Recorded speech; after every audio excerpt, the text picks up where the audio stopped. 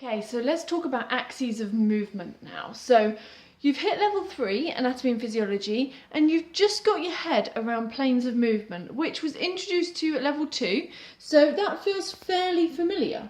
And you've got these 3 planes of movement, frontal, sagittal, and also transverse. And then they go and add axes of movement. And that confuses everything.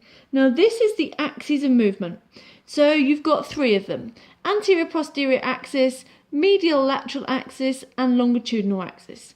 Now they do relate to the planes of movement. So they actually relate to those above it. So when you're looking in your manual, they're there for a reason.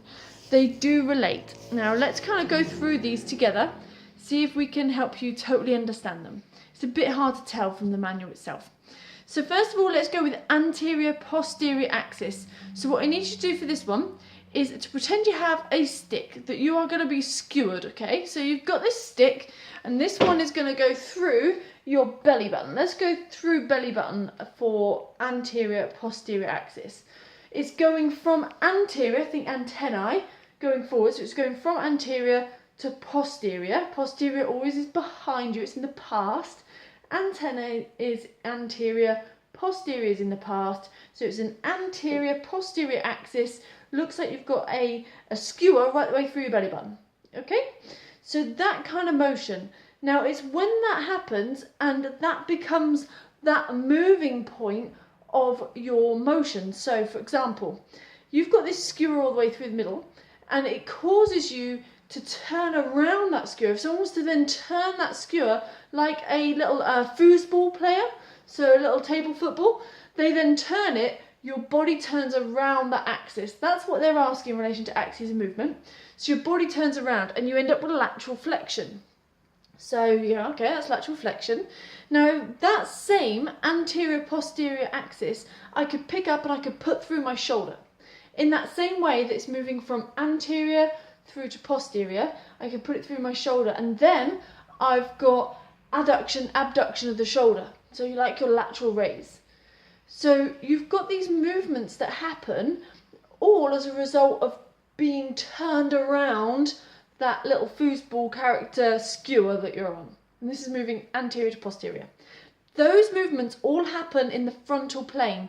These are all frontal plane movements that are associated to an anterior-posterior axis. Whew!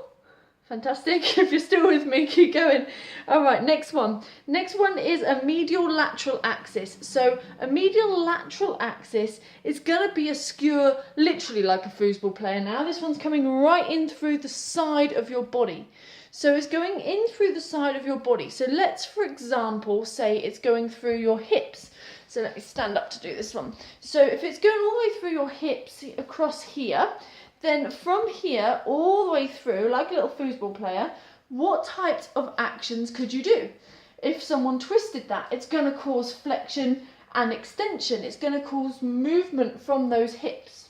If you had that in the shoulder, this time going through the middle of it, it's going to cause you to lift that arm up in front when that skewer gets turned.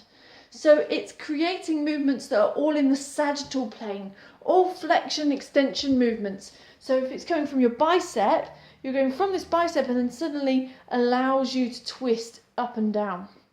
So that is your medial-lateral axis. And the way to remember that is medial is in the middle of your body, lateral is on the lateral edge, it's on the outside, and it's moving across that. So it's kind of being stuck through the middle of you like a foosball player.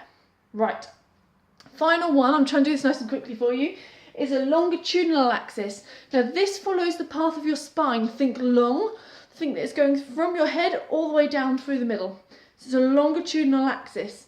Now if I twist that one, if I put you on a skewer like that and I twist it, much like a kind of pork sizzle, okay, so a pork hog roast, then that gets twisted.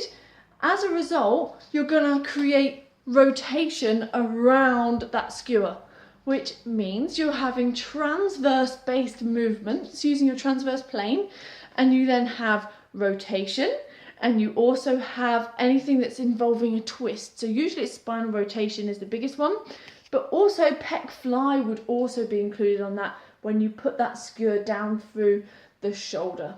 Okay, so you've got 3 different types of axis. One is anterior-posterior axis, and this one is literally like a skewer through your belly button. Then you've got a medial-lateral axis, and this is like a foosball player, going to cause flexion and extension, which is going to be in the sagittal plane. Then you've got your longitudinal axis, which is like your spine. It's long like your spine, and that causes a type of movement really in relation to being like a rotation. So there are all 3 that you have and that you need to know about. What I suggest you do is you literally go through them and actually physically do those movements. Say to yourself what action you're doing, think where the fulcrum will be, and actually discuss with yourself anterior-posterior axis, medial-lateral and longitudinal, and then relate those into the planes of movement as well. So that's today's little video for you. If you like it, pop a little thumbs up and subscribe to our YouTube channel if you're there as well. Leave a little comment too, and I look forward to hearing from you. Have a good one.